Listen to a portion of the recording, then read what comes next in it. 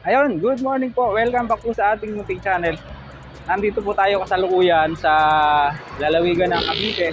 Partikular dito po sa Governor's Drive. Dito po sa barangay Mabuhay daw itong lugar na ito. Tapat po ito ng St. Gaspar Bertoni Seminary.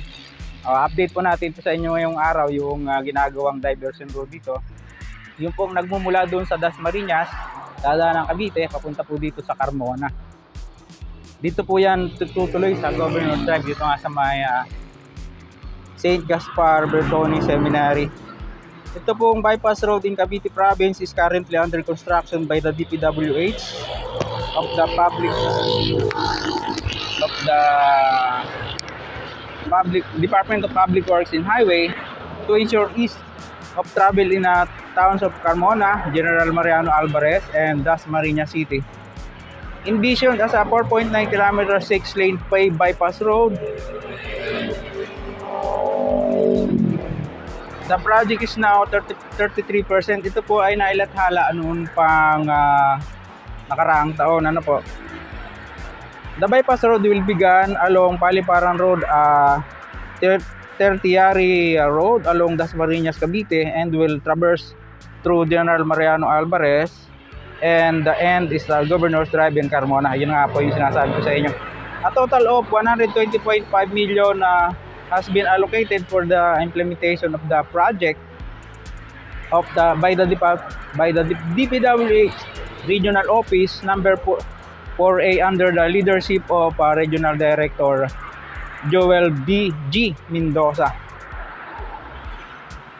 Construction began in 2020 and its aim to open for public use in year 2026. Ayun. Nagsimula pa po pala itong project na ito noon pa 2020 at magtatapos nga daw po ito sa 2026. Nakita nyo naman, malapit lang po ito dun sa sigsag nang galing tayo dyan sa Carmona proper. Makita tayo ng sigsag. At yun nga, nakita natin papunta doon, halos parang nilalagyan siya ng box culvert sa ilalim. Tapos nakita natin yung nasa ating likuran, inumpisahan ng linisin. Ano po?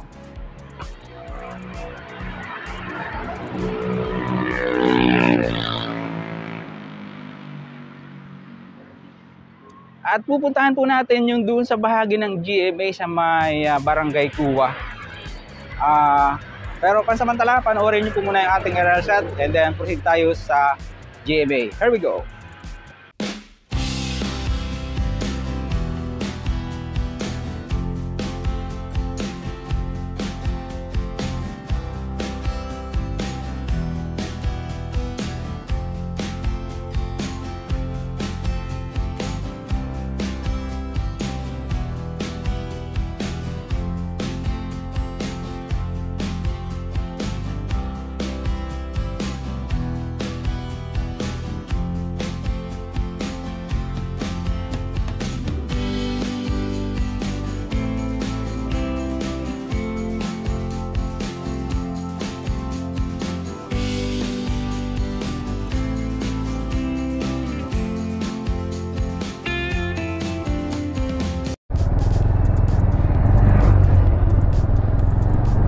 Ayan, dito na tayo sa GMA, dito sa may Pasong Saging Extension,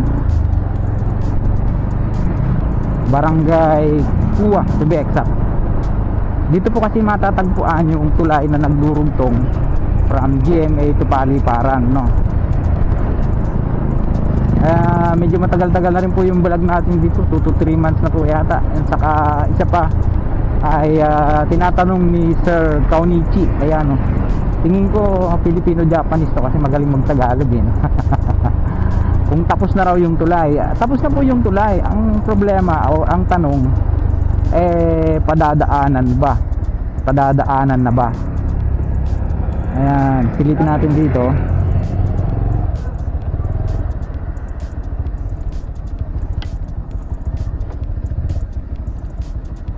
Oh, mayroon na mga ilaw, no? Galing.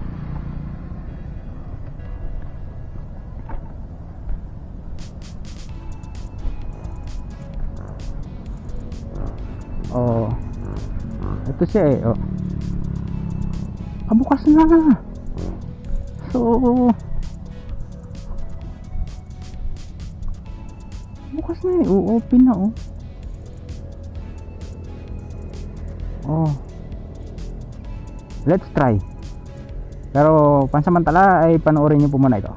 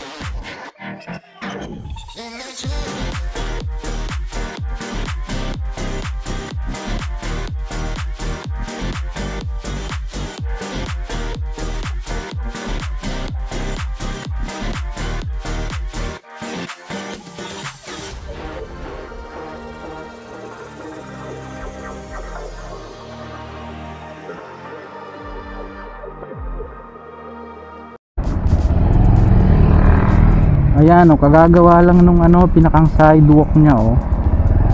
Nakita po natin kasi yung tulay mismo wala nang barrier, open na siya, kaso ito hindi pa ito pinadadaanan. Ayan o, ganda na yan. Ayan, napanood din naman po yung ating aerial shot. Gawang gawa na siya, ang tanong kailan lang siya padadaanan, no? So yun po yung ating abang-abangan dito. Ito po, pag tumawid tayo dito hanggang to doon sa may paliparan, ang labas dito doon sa may malapit sa Island Park, no? Tingnan natin kung mapupuntahan natin yung dulo nito ngayong araw. Napakaganda na eh, oh. Yun po yung ating abang-abangan dito kung kailan siya padadaanan. Gawa na kasi siya, oh. Samantala, sa mga ngayon lang po na pag-uwi sa ating pong munting channel, sana huwag niyong kalimutang mag-like at mag-subscribe, pakipindot po ang notification bell para lagi po tayong updated anytime na mag-upload po tayo ng video. Ito pong muli si Kabayang Alex, laging nagpapaalaala, mag-ingat po tayo, lagi tayong manalangin. Salamat sa inyo. See you po on my next vlog. Hasta la bye.